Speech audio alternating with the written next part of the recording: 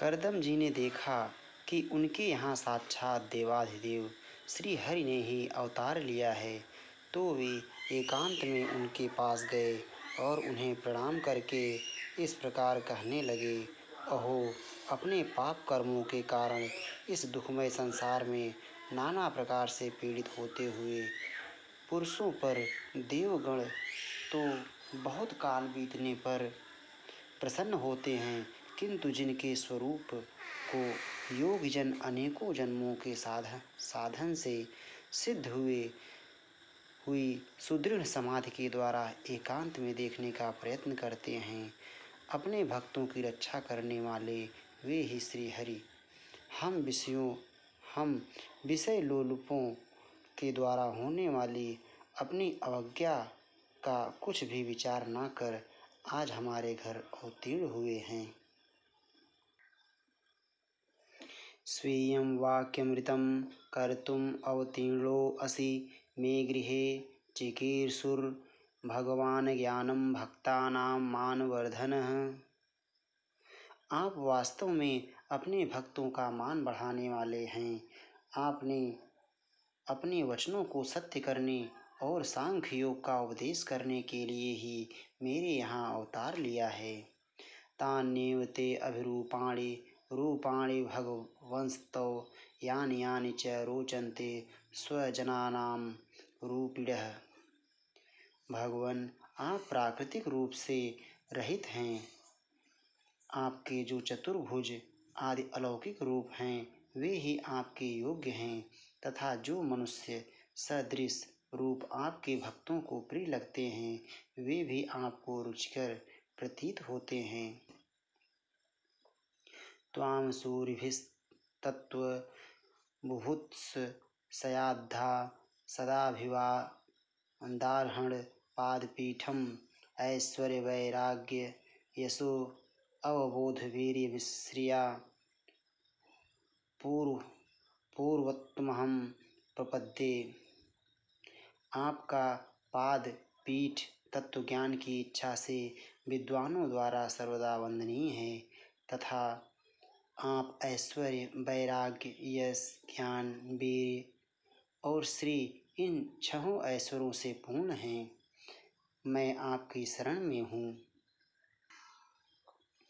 वीर्यश्रिया पूर्वोत्तमहं प्रपद्ये परम प्रधानं पुरुषं महान्तं कालं कविं त्रिवृतं लोकपालम। भगवान, आप परब्रह्म हैं। सारी शक्तियाँ आपके अधीन हैं। प्रकृति, पुरुष, महत्तत्व, काल, त्रिविध, अहंकार, समस्त लोक एवं लोकपालों के रूप में आप ही प्रकट हैं, तथा आप सर्वज्ञ परमात्मा ही इस सारे प्रपंच को चेतन शक्ति के द्वारा अपने में लीन कर लेते हैं। अतः इन सबसे परे भी आप ही हैं। मैं आप भगवान कपिल की शरण लेता हूँ। अस्माभिः पृच्छे अद्य पतिं प्रजानां त्वयावतीर्णार्य उताप्तकामः परिव्रजत्पदवीमास्थितो अहं चरिष्ये त्वां हृदि युञ्जन् विशोकः। प्रभो, आपकी कृपा से मैं तीनों ऋणों से मुक्त हो गया हूँ और मेरे सभी मनोरथ पूर्ण हो चुके हैं। अब मैं संन्यास मार्ग को ग्रहण कर आपका चिंतन करते हुए शोक रहित होकर विचरूंगा। आप समस्त प्रजाओं के स्वामी हैं, अतएव इसके लिए मैं आपकी आज्ञा चाहता हूँ। श्री भगवान उवाच।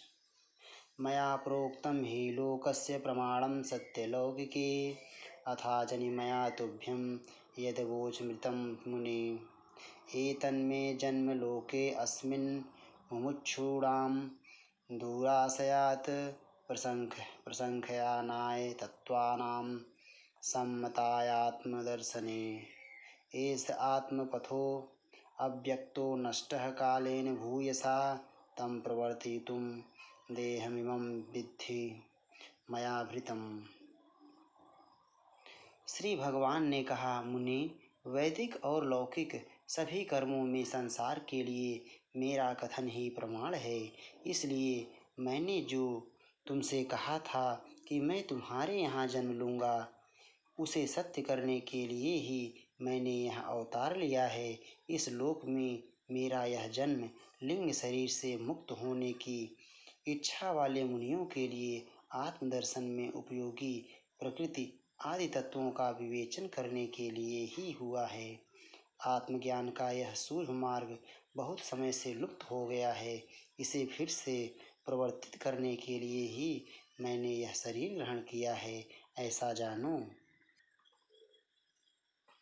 गच्छ कामं मया अपृष्टो मयि सन्न्यस्तकर्मणा जित्वा सुदुर्जयं मृत्युं मृत्युत्वाय मां भज।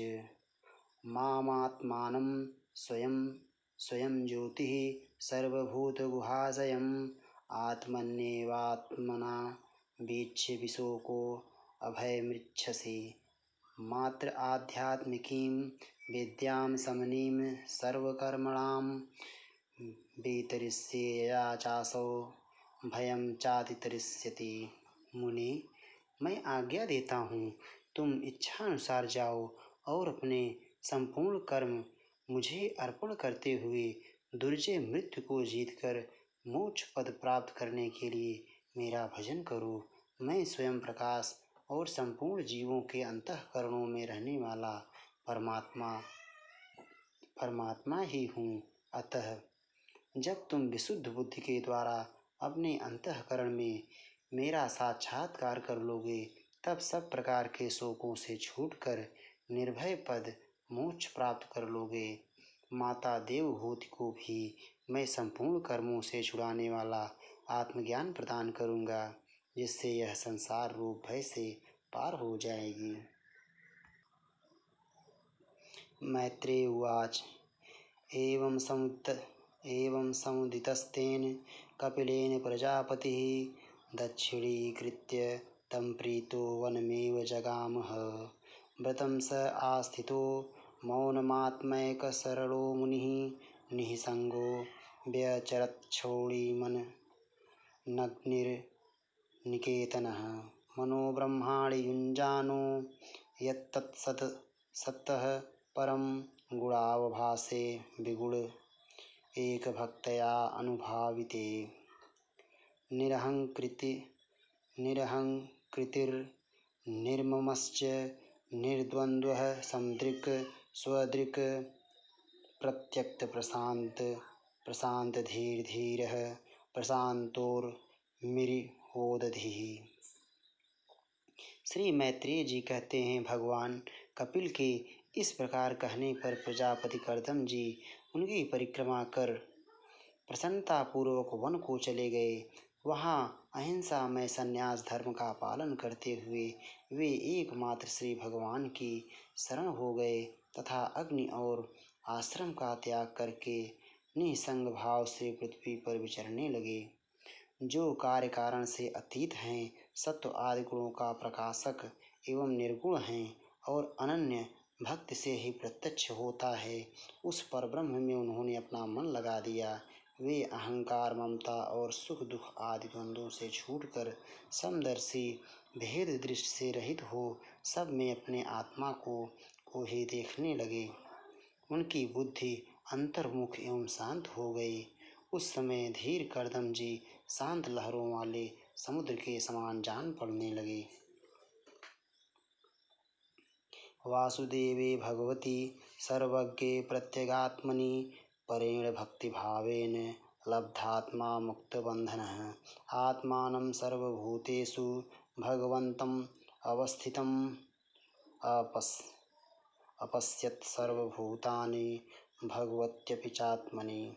इच्छाद्वेषविहीनेन सर्वत्र समचेतसा भगवद्भक्तियुक्तेन प्राप्ता भागवती गतिः।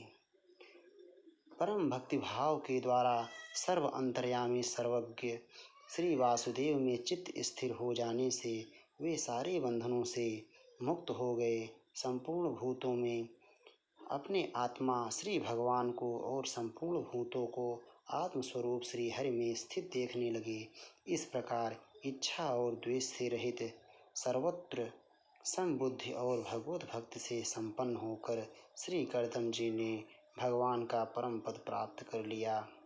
इस श्रीमद्भागवते महापुराणे पारमहंस्यां संहितायां तृतीयस्कन्धे कापिलीये चतुर्विंशो अध्यायः। श्री राधा वल्लभ लाल की जय।